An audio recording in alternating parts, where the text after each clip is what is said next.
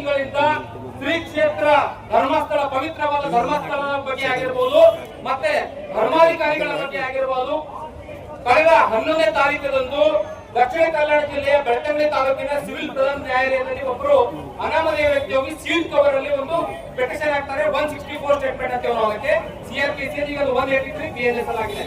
ಆತರ ಒಂದು statement 164 statement ಕೊಡ್ತಾರೆ. ಆ ಸ್ಟೇಟ್ಮೆಂಟ್ ಕೊಟ್ಟಿದ್ದು ಅಲ್ಲಿ ಅವರ ವಕೀಲರಿಗೆ ಹೇಳ್ತಾರೆ, ನಾನು ಕೂಡ ಅವ್ರಿಗೆ ಸಹಾಯ ಮಾಡ್ತೇನೆ, ಈ ಪೆಟಿಷನರ್ಗೆ ಏನು ಅವ್ರಿಗೆ ಅಡಚಣೆ ಅವ್ರಿಗೆ ಯಾವ ತಿಳುವಳಿಕೆ ಇಲ್ಲ ಅಂತಂದಾಗ ಮಾನ್ಯ ನ್ಯಾಯಾಧೀಶರು ಏನ್ ಮಾಡ್ತಾರೆ ಅಂದ್ರೆ, ನಿಮ್ಗೆ ಅವಕಾಶ ಇಲ್ಲ, ದೂರದಾರ ಅಷ್ಟೇ ಬರಬೇಕು ಅಂತ ಆ ದೂರದಾರರು ಒಬ್ಬರೇ ಬಂದು ಸೀಲ್ ಕವರ್ ಅಲ್ಲಿ ಅವರ ಹೇಳಿಕೆಯನ್ನು ಕೊಡ್ತಾರೆ, ಪ್ರಕರಣ ದಾಖಲಾಗುತ್ತೆ.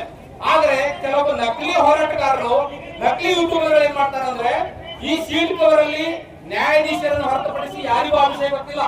ಆದ್ರೆ ಇವರು ಇಲ್ಲ ಸಲ್ಲದ ಧರ್ಮಸ್ಥಳದ ಬಗ್ಗೆ ಆಗಿರ್ಬೋದು, ಧರ್ಮಾಧಿಕಾರಿಗಳ ಬಗ್ಗೆ ಆಗಿರ್ಬೋದು, ಮನಸ್ಸಿಗೆ ಬಂದ ಹಾಗೆ ಏಕವಚನದಲ್ಲಿ ಸಂವಿಧಾನ ನಮಗೆ ವಾಕ್ ಸ್ವಾತಂತ್ರ್ಯ ಕೊಟ್ಟಿದೆ ಅಂತ ಹೇಳಿ ಅದನ್ನ ದುರುಪಯೋಗ ಪಡಿಸಿಕೊಂಡು ಮನಸ್ಸಿಗೆ ಬಂದ ಹಾಗೆ ಕಳೆದ 1 ತಿಂಗಳಿಂದ ಒದರ್ತಾ ಇದ್ದಾರೆ ತಾವೆಲ್ಲರಿಗೂ ತಿಳಿಸ್ತೇನೆ.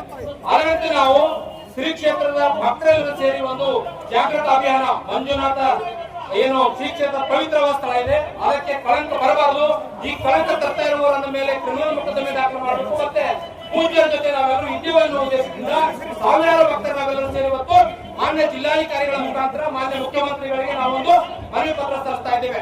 ನಮ್ಮ ಮನವಿ ಪತ್ರ ಏನಂದ್ರೆ, ಈ 5 ಜನ ಸಲೀಂ MD ಆಗಿರ್ಬೋದು, ಗಿರೀಶ್ ಮಟ್ಟಣ್ಣ ಅವರು ಬಾಂಬ್ ಇಟ್ಟ ನಮ್ಮ ನ್ಯಾಯಾಧೀಶಕ್ಕೆ ಬಾಂಬ್ ಇಟ್ಟು ನಮ್ಮ 2003-4ರಲ್ಲಿ ಅಂತವರು ಪವಿತ್ರವಾದ ಧರ್ಮಸ್ಥಳದ ಬಗ್ಗೆ ಅವಹೇಳನಕಾರಿಯಾಗಿರ್ಬೋದು, ಪೂಜ್ಯರನ್ನು ಏಕವಚನದಲ್ಲಿ ನಿಂದಿಸುವಾಗಿರುವ ಮಾಡ್ತಾ ಇದ್ದಾರೆ. ಅವರ ವಿರುದ್ಧ ಈಗಾಗಲೇ ಹಲವಾರು ಪ್ರಕರಣಗಳು ದಾಖಲಾಗಿದ್ದಾವೆ. ನಾವು ಕೂಡ ಮಾನ್ಯ ಪೊಲೀಸ್ ಆಯುಕ್ತರಿಗೆ ನಾಳೆ ಇರಬಹುದು, ಇವತ್ತು ನಾವು ದೂರು ಕೊಡ್ತಾ ಇದ್ದೇವೆ. ಪ್ರತ್ಯೇಕವಾಗಿ 5 ಜನ ಏನು ಸುಳ್ಳುಗಾರರಿದ್ದಾರೆ, ಇವ್ರ ಮೇಲೆ ಪ್ರಕರಣ ದಾಖಲಾಗಬೇಕು ಅಂತ ನಾವು ಹೇಳ್ತಾ ಇದ್ದೇವೆ. ಆದ್ರೆ ನಮ್ಮ ಒಂದು ಬೇಡಿಕೆ ಏನಿದೆ ಅಂದ್ರೆ, SIT ಈಗಾಗಲೇ ಫಾರ್ಮೇಶನ್ 22ನೇ ತಾರೀಕಿಗೆ ಸರ್ಕಾರ ಮಾಡಿದೆ. SIT ಯಲ್ಲಿ ಪ್ರಮುಖ 20 ಜನ IPS ಅಧಿಕಾರಿಗಳನ್ನ ನೇಮಕ ಮಾಡಿದ್ದಾರೆ.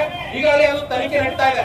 ತನಿಖೆ ನಡೆಯುವ ಹಂತದಲ್ಲಿ ನಾವು ಯಾವ ಭಕ್ತರು ಕೂಡ ಅದರ ಬಗ್ಗೆ ಮಾತನಾಡುವ ಅವಶ್ಯಕತೆ ಇಲ್ಲ, ತಮ್ಮ ಮಾಧ್ಯಮದಲ್ಲಿ ಎಲ್ಲ ಪ್ರಚಾರ ಆಗಿದೆ. ಇದರ ಜೊತೆಗೆ ಈ ನಕಲಿ ಯೂಟ್ಯೂಬರ್ಗಳು ಮಾಧ್ಯಮ ಪ್ರತಿನಿಧಿಗಳನ್ನು ಕೂಡ, ಪ್ರತಿಷ್ಠಿತ ಮಾಧ್ಯಮ ಪ್ರತಿನಿಧಿಗಳನ್ನು ಕೂಡ ಹೊಡಿತಾರೆ. ಅಂದ್ರೆ ಇವರಿಗೆ ಕಾನೂನು ಅಂದ್ರೆ ಗೊತ್ತಿಲ್ಲ, ನ್ಯಾಯಾಲಯ ಆದೇಶಿದೆ ಮಾತಾಡ್ರೆ ಯಾವ ನ್ಯಾಯಾಲಯ ಸರಿ ಅಂತಾರೆ, ನ್ಯಾಯಾಲಯ ಆದೇಶ ಕೊಡೋಲ್ಲ ಮಾಡ್ತಾರೆ.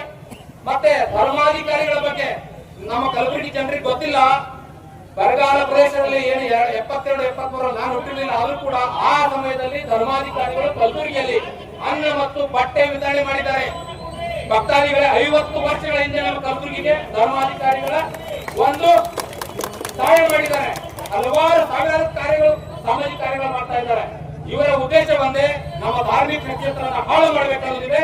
ಸೊ ಅದಕ್ಕಾಗಿ ಈ 5 ಜನ ಗಿರೀಶ್ ಮಟ್ಟಣ್ಣ ಹಿಡ್ಕೊಂಡು ಅವರ ಟೀಮ್ ಏನಿದ್ದಾರೆ, ಅವ್ರಿಗೆ ಇನ್ನೊಬ್ಬರು ಜಗದೀಶ್ ಅಂತ, ಅವ್ರು ದೊಡ್ಡ ನಕಲಿ ಜಗದೀಶ್, ಮನಸ್ಸಿಗೆ ಬಂದರೆ ಸಾಮಾಜಿಕ ಜಾಲತಾಣ ಮಾತಾಡ್ತಾರೆ. ನಾನ್ ಹೇಳ್ತೇನೆ, ಸಂವಿಧಾನ ಎಲ್ಲರಿಗೂ ಹಕ್ಕು ಕೊಟ್ಟಿದೆ, ವಾಕ್ ಸ್ವಾತಂತ್ರ್ಯ ಕೊಟ್ಟಿದೆ. ಆದ್ರೆ ಯಾರಿಗೂ ಕೂಡ ಏಕವಚನ ಮತ್ತೆ ಅಸಾಂವಿಧಾನಿಕ ಭಾಷೆಯನ್ನ ನಿಂದಿಸಿ ಮಾಡ್ತಾರೆ. ಅಂತವ್ರ ವಿರುದ್ಧ ಕ್ರಿಮಿನಲ್ ಮೊಕದ್ದಮೆ ದಾಖಲೆ ಮಾಡಬೇಕು ಮತ್ತು ಅವರನ್ನ ಕೂಡಲೇ ಜೈಲಿಗೆ ಹಾಕಬೇಕಂತ ನಾನು ಈ ವೇದಿಕೆ ಮೂಲಕ ಆಗ್ರಹ ಮಾಡ್ತೇನೆ.